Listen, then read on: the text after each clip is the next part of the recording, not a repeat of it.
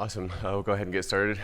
Welcome. Thank you, everyone, for joining my session today on mobile identity and OAuth for first-party apps.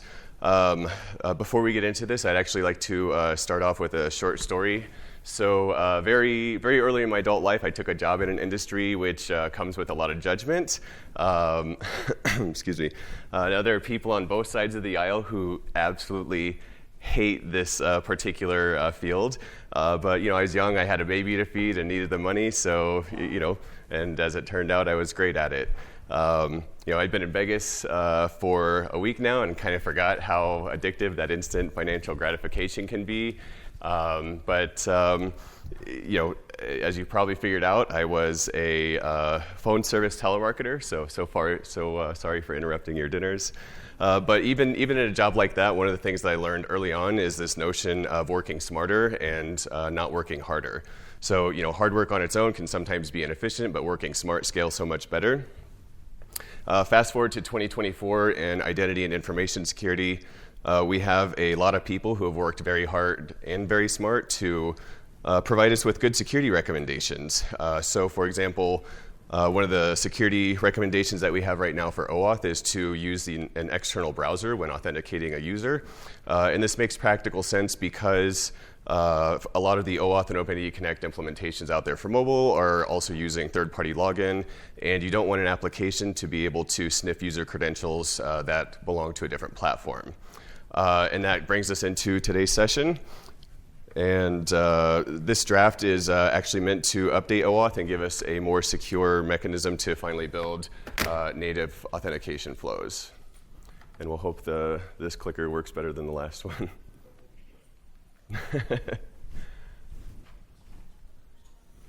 Yep, it's not going to work any better than the last one. Do it manually. So my name is Jeff Corrigan. I'm the Senior Product Manager of Identity Platforms at Yahoo. I've been in identity since OpenID Connect was new and have since built and helped others build valuable products and features centered on open identity standards like OpenID Connect, OAuth, some of the various profiles and extensions that have come along later. Our agenda for today is going to cover what is a first-party application. We'll do a brief overview of OAuth 2 for first-party applications, which is a draft meant to address a need in this particular area, and then some lessons that we've learned along the way as we've begun doing our discovery work to see how we can go about incorporating this into our own platform. So what is a first-party application? It's probably easier to identify what is a first-party application by outlining what it is not. So a first-party app is not social sign-in, it's not login with. For example, logging into an online news service with your email provider performing the authentication, or logging into a music service with an account that's owned by an unrelated social media platform. So what's a first-party application then?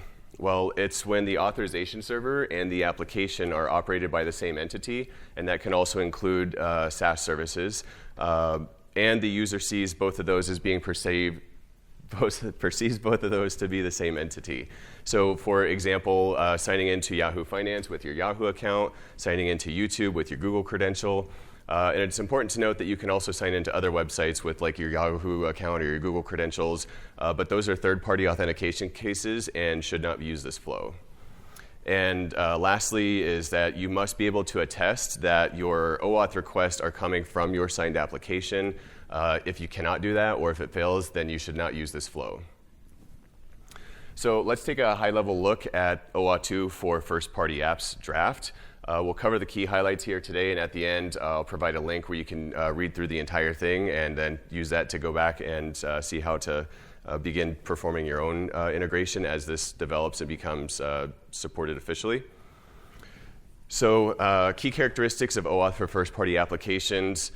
This layers into existing OAuth and includes current security best practices such as PXE, DCR, app attestation, and functions of that nature.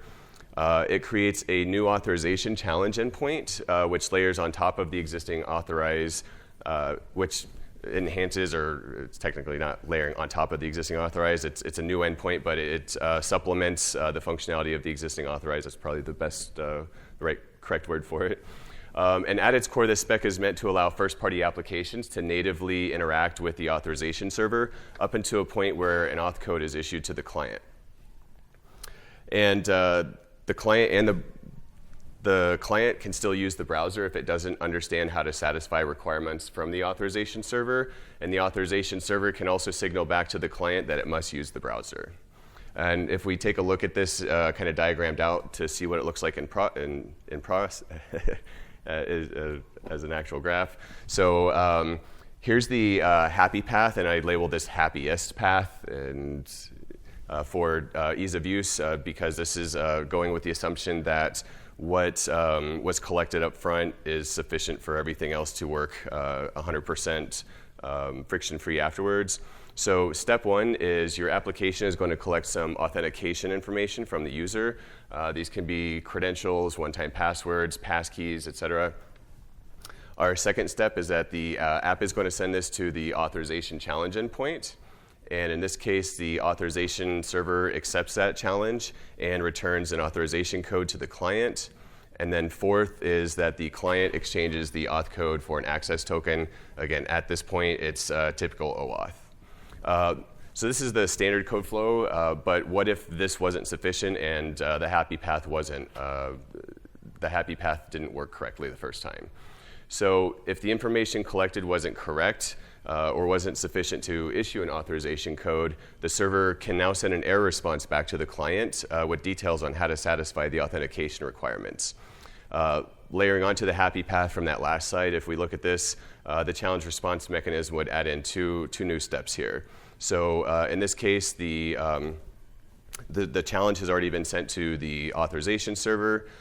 Step 3, adding this in here, is that the authorization server, there we go. The authorization server returns an error to the client with an optional error description that signals to the client how to satisfy the authentication requirement. The client, probably through some user interaction again, will collect this information and then send that back to the challenge response to the challenge endpoint. And if that was sufficient, from this point on, it's moving on to step 5, sort of defaulting back to typical auth code flow. But what happens if both of those were to fail? So the happy path wasn't enough. There was an authorization response sent back saying, I need more information in order to authenticate this user. And let's look at what how that would function.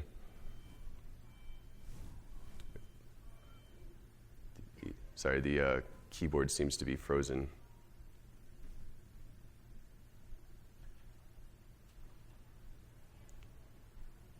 There we go. Weird. All right, so there may be cases where your client can't satisfy the server's authentication requirements. Maybe the app doesn't have a particular SDK update to understand that a new flow was already rolled out on the server side. I mean, there's a lot of valid reasons why there could be a mismatch between what the server is able to request from a client versus what a client is able to actually respond to and then send back to the authorization server.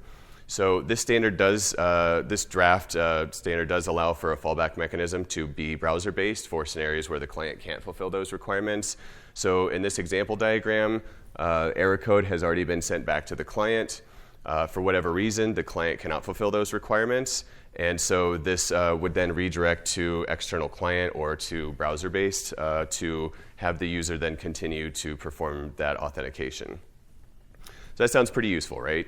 Let's have a look at why this standard is being proposed and why in 2024 we actually need something like this. So the first item, first motivation for this is improving app performance. So by having this function natively, you save time because you're not having to load a web view, you're not having to load a login page and all of the other things and the HTML and JavaScript that are included as a part of that. And you can also optimize your application to handle authentication functions locally in native code as opposed to depending on the browser-based view. Second is improved user experiences. So you're giving back control to individual app teams over their application's look and feel while still retaining backend control over authentication. And it also removes the disconnected experience where web views can be seen as unnecessary friction for certain flows in your applications. The third one here, and this is really big, is standardized security. This is an open standard. It's reviewed and improved through public processes. There's no I in security in this context of security isn't made by a single person. Spelling wise, yes, there is an I there, but there is no I in open standards. So, this does get public view. There's people, experts around the world helping to shape something, and so this is good from a security standpoint. Security through obscurity is bad. If you get this wrong, you can end up on CNN, and of course, nobody wants to be the target of or be public for a breach. When I say standardized security, I don't necessarily mean improved security. I mean standardized security in the sense that you don't have 15 application teams going off and building their own solution to something that may not even interop with each other. This is it's a good thing to have standardized security. So some lessons that we've learned along the way. As I mentioned, we're still in the discovery phase and identifying some of our own front-end and back-end system dependencies where work may be required from other teams in order for my teams to start adding this in to our authentication systems. That said, we still have learned quite a bit so far. So first item is consultation. You must consult early with all of your various stakeholders. Your first major one here is going to be your application developers. These are the teams that are probably already asking you why they can't build the authentication natively into their apps. So work with them, understand their use cases and requirements. Your understandings here will also help you better plan and design the challenge response codes that you're going to throw back and forth between your authorization server and your security SDK. The second major stakeholder group is going to be your security teams. This is a new API with an impact to your existing authentication flows. It's a possible attack vector. You might have other security monitoring tools in place right now that use cookies in order to have browser trust and some of these other signals that are important for just broader infrastructure signaling. And so it's important to work with your security teams up front to kind of outline some of those and make sure that their concerns are addressed. Your third major one here is going to be clicker thing at the keypad. Engineering. So again, how are your backend systems integrating with each other? How does this fit in? Are there any downstream gotchas? Things like interrupters or flow traps. Again, cookies, tokens, things like that. And then lastly is going to be your product design or UX teams. So your authentication UX may currently be controlled by a single team who oversees those login pages. But now by having OAuth as a native functionality in your applications, that particular control is now going back to the engineering teams who build those apps. That's a good thing. It's kind of a trade-off, but you do want to make sure that everybody is on board with that so that you can ensure consistent design throughout your applications if you have multiple apps that are released out there. Second major lesson area is this challenge response mechanism itself. So the challenge response flow is defined in the draft, but the underlying implementation of error codes and descriptions is left up to the implementer. This is good because it gives us as implementers control over that, but it does require substantial upfront planning. So big key area here is if you're not already doing this, your OAuth, a best security practice is to have your OAuth and OpenAD Connect and other related security features packaged as an SDK, so that way it can be centrally managed for your application teams to be able to integrate that. And that also allows you to centralize things such as updates, feature patches, feature releases, and things of that nature. Second item is standardizing this challenge response error code. So you should know upfront that this list could grow within your org, or it could shrink, it could stay the same, but no matter what, try to have the mindset that it's not a static thing. Upfront planning here is required to try to solve your easiest use cases while still allowing you flexibility for the future without creating like a sort of spaghetti code nightmare of just less optimistically planned error responses. And this also kind of enforces that SDK release as an SDK mindset because that is centrally released and managed. Third major area here is anticipating SDK and backend differences. So your app team should understand that browser-based will still be in the picture, even if it's highly reduced. So this is something that they should consider in their product's design. And as you build your implementations of OAuth for first-party apps, you should also consider, not sure what happened there. And our AV guy is not around.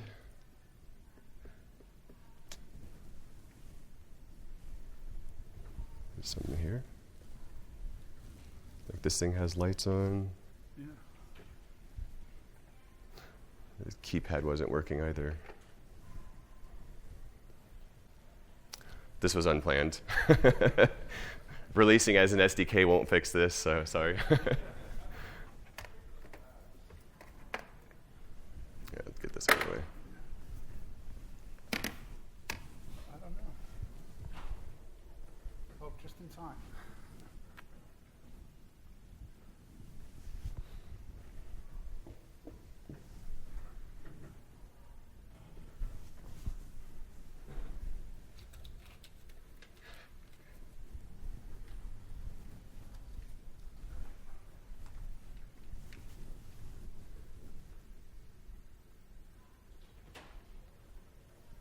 Is there a session in here after this? Okay.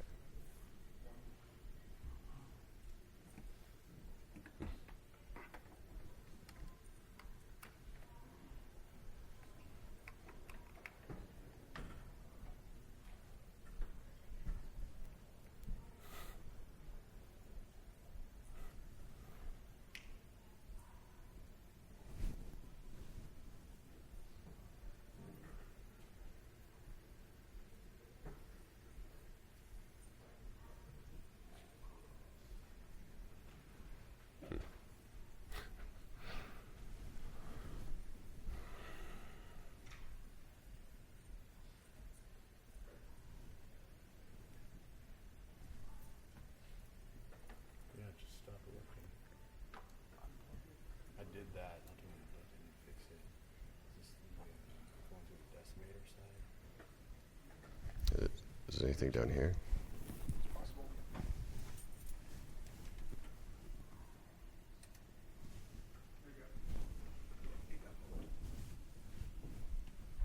You just got a little excited up here. Soccer kicked the button a little bit. All right.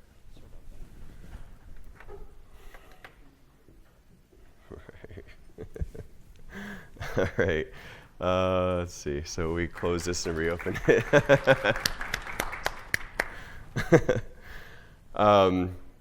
Last area was anticipating SDK and backend differences. You could have scenarios where your backend supports flows that your certain clients may not have the ability to support yet because they, again, haven't gotten that update through the SDK. So make sure that that can be anticipated. Next major lesson area here is around traps. And these are called different things in different organizations, flow interrupters. But while they're named differently, these, what I will refer to as traps, are very much an intentional part of a product's functionality. So if you're not familiar with this concept, think of it like this. Like you log into some website and you're prompted to change your password for whatever reason, and no matter what you do, even trying to change the URL to some other functionality or page that you know exists, you keep getting redirected into that change password flow. So you're effectively trapped. These are useful for a variety of reasons. So like there's upsell flows, test buckets, security upgrades, consent collection, and things like that. It's a valid thing that exists in products, but some of these that exist are part of the browser-based flows, and so if you move this into a native OAuth, like you need to be able to account for that. So first area here is identifying if any of these can be included in your SDK and or included in your challenge response error code modeling. Second area here is going to be that you might find you have some flows which will just always need to be browser-based. That's okay, but make sure that you document that so that way you can include that information when you're meeting with your various stakeholder groups. Third major area here that is very important is that app attestation is not perfect. So this spec requires you to be able to attest that authentication requests are coming from your first-party app. How you do that is not defined specifically in the spec, but there are some recommendations. The main platforms, such as iOS and Android, do have attestation services that allow you to have a level of confidence that a request is coming from your signed app. It's pretty good, but it's not 100%, and some of the reasons why: rooted devices will fail attestation. You may have, your app may exist in markets where the devices don't have Google Play services available. Sideloading on the Android side can cause attestation checks to fail. And these are just some of the scenarios. Your mileage may vary, but they are important to understand that it exists. Second big area here is to plan accordingly with your data. So use your internal data to anticipate if you have apps distributed in areas where users will exist who may never be able to pass an attestation check for whatever reasons. There are some very valid, or there are some themes that you might find. So your app may exist in certain countries or be installed on devices by certain manufacturers, or distributed through various app marketplaces where that just won't work. And so if that's the case, again, do not use this flow if the first-party attestation fails for any reason. Last big area here, I'll go through quickly since we lost a couple minutes on the monitor, losing our monitor, is end-user consent collection. So OpenID Connect and OAuth both include a mechanism to collect end-user consent. Most of you have seen these screens. It's the do you want to share X with Y? That at face value, it's rational to think that because these are first-party applications that consent screen will go away. But that's really not always the case. You may have features that allow your users to revoke sharing with internal apps or other features available in your app. You may have compliance or contractual obligations where even though it's a first-party app, you still need to collect consent up front and then allow a user to later revoke that if they choose. And at least as of early May, that is still being discussed in the draft. So recapping this, closing it out, this is actually a really well thought out challenge response mechanism that layers nicely into existing OAuth, and your app developers really already want this feature. We, as identity and security experts, we've worked really hard to push that external user agents only mindset that's outlined in the OAuth 2 for native and mobile apps best current security practices doc. But the threat model for first-party apps is different than it is for third-party. So we have an opportunity here to allow native OAuth for first-party apps via open standards. That said, this is a really big change. So, years of the external browser-only mindset might also have made its way into the architecture of your systems, security controls, and product design. So careful due diligence is needed to ensure a clean rollout. And solve what would cover 80% of your most common use cases, and then provide incremental releases for the higher priority items that come along after that. Because again, you can still default to browser-based when there's an inability for the client to understand what is needed on the server side.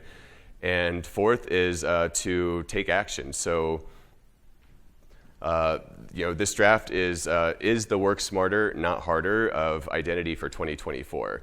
If your app teams are asking to build an in-house workaround, or if you've already been considering how to have native authentication for your own first-party apps, please read this draft here, raise issues. There's a GitHub ticket that was open this week, so we can try to collect support on how many organizations would like to see something like this happen. So please visit that URL and show your support for it, raise issues. The OAuth, it's important to point out, so like the OAuth group has not yet officially adopted this. It's still in its existence as a draft. So, in our case, we are doing our discovery and also providing support because it is a very important functionality that's needed today in 2024. But again, go raise an issue or support on the existing issue out there so we can show support and help get this adopted. Thank you so much for attending this session. Apologies for the monitor issue. And with that, I'll open it up and see if there are any questions. If you have a question, raise your hand. Good. Thank you. Scope of SDK. Apparently not just authentication, but session management, all the stuff around it. How big is the deal? Yeah, so it kind of depends on your own use cases in your mobile application. So if you're doing browser-based right now, right? You've got, especially between your external client and your app, like there's usually some shared cookie functionality happening there. But a lot of applications, especially if you're doing things like DCR, you're already allowing that session to exist in maybe a slightly different way than what is happening on the browser. So it really just kind of depends on your own applications and how your mobile applications are functioning. Probably, I don't have a substantially deeply technical better answer for that because there's a lot of variance, but a lot of apps are already doing some of these other things where the session is either supported by or integrated with some other functionalities. Just kind of depends on the scale and complexity of your app. Yeah, we just in the middle of the same process, exactly the same, and we found that actually session management is a much bigger problem than just authentication. Just saying. That's interesting. So Let's chat about this afterwards. Yeah. One more question. Hey, can you comment at all on what elements of, like, what security property or what part of the threat model requires this to only happen between a tested client and your first-party backend? Sure. So the attestation piece is important because this is meant only for first-party applications. So if you attempted to do this on a service where it's technically a social login or third-party login, it should fail. And the reason being is that as a security practice, you don't want a web view or any similar mechanism to be able to basically collect your Google username and password and pass it along to them, even though the application is owned by you. It's essentially like sniffing your credentials. All right, Jeff, thanks for that excellent briefing, all your key learnings. Folks, thanks for your excellent engagement. Enjoy the rest of the show, and we'll see you for the closing sessions. Thank you.